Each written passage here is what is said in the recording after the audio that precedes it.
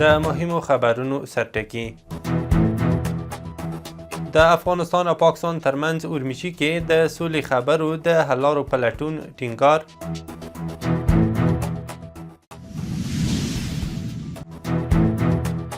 افغانستان منځنۍ اسیا مشورتي خبرو اترو غونډې ته د بهرنیو چارو د وزیر خبرې.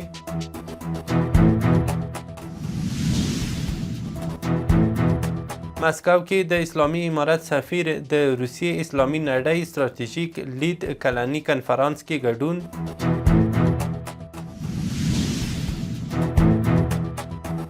او د ایران او امریکا ترمنځ د خبرو پیل. د واک ټلویزیون درنو لیدونکو سلام، وخت مو بخیر. نن چهارشنبه د وري 19 اوس هم بشپړ خبرونه. د چین د بهرنیو چارو وزارت بیان د ماونینګ ویلي چې افغانستان او پاکستان په اورمیچی کې د سولې د خبرو اترو پر مهال هوکړه وکړه چې د روان کړکېچ د پای ته رسولو لپاره به هر اړخیزې حل لارې لټوي.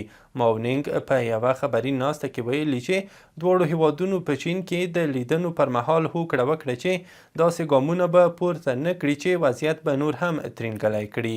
هغې زیاته کړې چې چین به له دواړو هیوادونو سره خپلو اړیکو ته دوام ورکړي او د خبرو اترو لپاره به اسانتیاوې برابرې کړي. بلخوا باوري سرچینو رسنیو ته ویلي چې د افغانستان د مذاکراتي پلاوي غړي به نن چهارشنبه 6:30 بجې کابل ته راورسیږي. سرچینې ویلي چې مذاکرات مثبت وو او دواړو لوریو خپلې غوښتنې یو بل ته سپارلې دي. د سرچینې په خبره دواړه لوري پر دې هوکړه شول چې د روان کړکېچ لپاره هر اړخیزې لارې ولټوي او هغه ډول اقدامات به نه کوي چې وضعیت لا پیچلی کوي.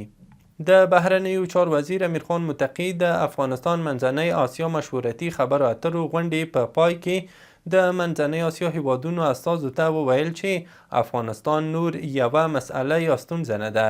هغه زیاته کړه چې غواړي په سیمه ییزو او نړیوالو نوښتونو کې فعال حضور ولري.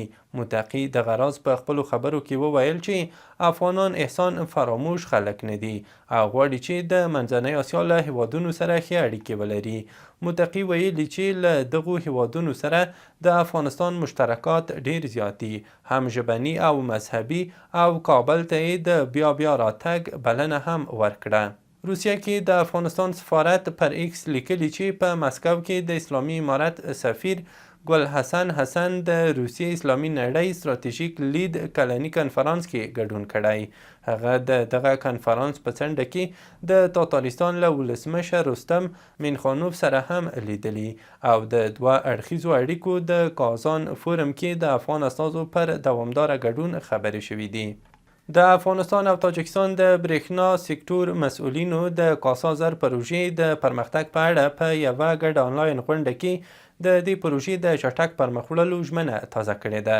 د افغانستان برېښنا شرکت او د تاجکستان د انرژۍ وزارت چارواکو ټینګار کړی چې د تخنیکي همغږۍ او ګډو هڅو له لارې به شته ستونزې حل او پروژه به په ټاکلي وخت بشپړه شي. د کندهار د سوداګرۍ او پانګونې خونې غړو نن په یوه خپلمنځي ناسته کې ویلي چې چین ته له سفر کولو یې موخه د سوداګرۍ برخه کې د اسانتیاوو پراخول دي. دغو سوداګرو همدارنګه ویلي چې د ازبکستان د سوداګرو یوه ډله هم کندهار ته د پانګونې په موخه بللې ده. د مسؤلینو په خبره دغه هڅې د پاکستان پر ځای د بدیلو لارو د موندلو په موخه ترسره کیږي.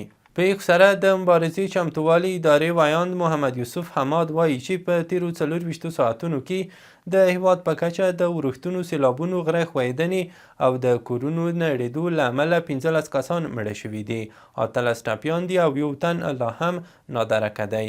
د هغه په خبره روانه اونۍ کې هم د هیواد په ګڼو ولایتونو کې د سختو ورښتونو او سیلابونو راوتلو اټکل شوی دی.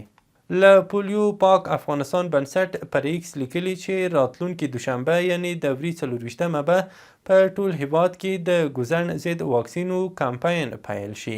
په دغه کمپاین کې به یوازې دایکنډي او بامیان ولایتونه د یخې هوا له امله شامل نه وي. د پانګونې بین الوزارتي کمیټې نوبتي غونډه کې د کابل ښار په لومړۍ ناحیه کې د سوداګریز مارکیټ جوړولو، کابل ښار کې د کثافاتو د سوځولو او د پروسس له لارې د برېښنا د تولید د عصري فابریکې پر جوړولو او همدارنګه په کندهار، هرات او بلخ ولایتونو کې د تراکتورونو او کرنیزو ماشینونو د مونتاژ او تدریجي تولید پر طرح بحث شوی. د ریاست الوزرا اقتصادي معاونیت ویلي چې یادې طرحې تر بحث وروسته د تخنیکي او اقتصادي ارزونې په موخه اړونده ادارو ته وړاندې شوي دي. د بدخشان ولایت د رسنیو دفتر ویلي چې دغه ولایت والی محمد اسماعیل غزنوي او د قرغیزستان د سفیر ترداګون سیدیکوف ترمنځ په لیدنه کې د دواړو هیوادونو ترمنځ د همکاریو پر پراختیا او د پامیر اوسیدونکو لپاره د یوه ښوونځي د جوړولو د پروژې پر عملی پیل ټینګار شوی دی. د یاد دفتر په وینا ځایي چارواکو د دې پروژې د پلي کېدو لپاره د هر اړخیزې همکارۍ چمتووالی ښودلی او د قرغیزستان پلاوي هم د خپل سفر موخه د همدې پروژې عملی پیل بللی دی.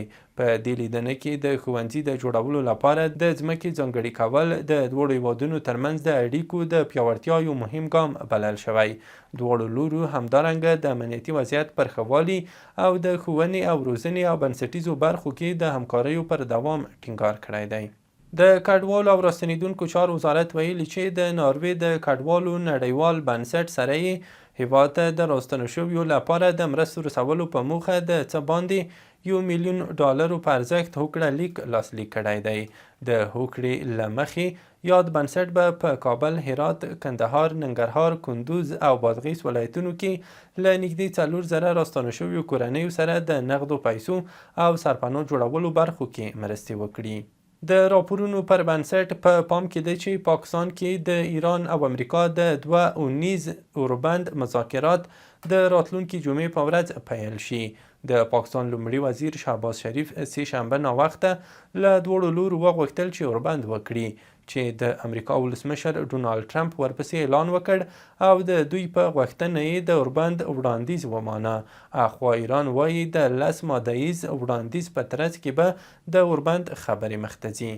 د ایران او امریکا ترمنځ د 2 اونیو اوربند له هوکړې وروسته چې د هورموز تنګي بیا پرانیستل هم پکې شامل دي، د نفتو نړیوالې بیې راټیټې شوي دي.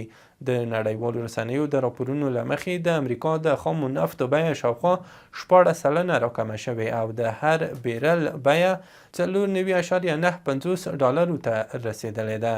په داسې حال کې چې د برینټ نفتو بیه هم له 15% کمښت سره د هر بیرل په بدل کې $2.15 ته راښکته شوې ده.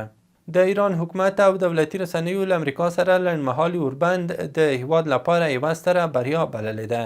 د ایران د ملي امنیت عالی شورا په یوه اعلامیه کې ویل شوي چې ایران په دې جګړه کې نږدې خپلې ټولې موخې ترلاسه کړي او زیاتوي چې دښمن له تاریخي ناکامۍ سره مخ شوی دی.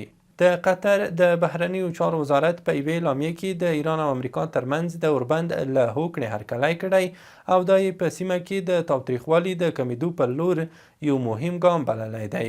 یاد وزارت د دې هوکړې د مراعاتولو پر اهمیت ټینګار کړی او له ایران څخه غوښتي چې د هیوادونو حاکمیت ته درناوی وکړي او له هر ډول دښمنانه کړنو څخه یې د سیمې ثبات زیانمنوي ډډه وکړي.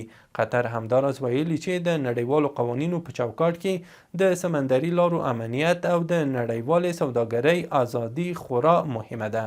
د ملګرو ملتونو سرمنشي انتونیو ګوتریش د ایران او امریکا ترمنځ د 2 اونیو لپاره د اوربند هرکلی کړی دی. ګوتریش په یوه بیانیه کې په منځني ختیځ کې له ټولو ښکیلو اړخونو غوښتي چې د نړیوالو قوانینو له مخې پر خپلو ژمنو عمل وکړي څو په سیمه کې د تلپاتې او هر اړخیزې سولې لپاره لاره هواره شي. د ملګرو ملتونو سرمنشي ټینګار کړی چې د شخړو پای ته رسول د ملکي خلکو د ژوند د ساتنې او د انساني کړاوونو د کمولو لپاره اړین دي. او وروستی خبر مو هم دا چې د بریټانیا لومړی وزیر کیر سټارمر د سیمې له مشرانو سره د خبرو لپاره د خلیج سیمې ته سفر کوي څو د امریکا او ایران ترمنځ د اوربند وروسته هڅه وکړي چې د هورموز تنګی په دوامداره توګه پرانیستی پاتې شي. د رویټرز د راپور له مخې سټارمر په یوه اعلامیه کې د امریکا او ایران ترمنځ د اوربند له هوکړې هرکلی کړی او ویلي دي چې دا تړون به سیمې او نړۍ ته د آرامۍ یوه شیبه برابره کړي. له ملتیا مو مننه. وروستي او مهم خبرونه مو همدومره وو.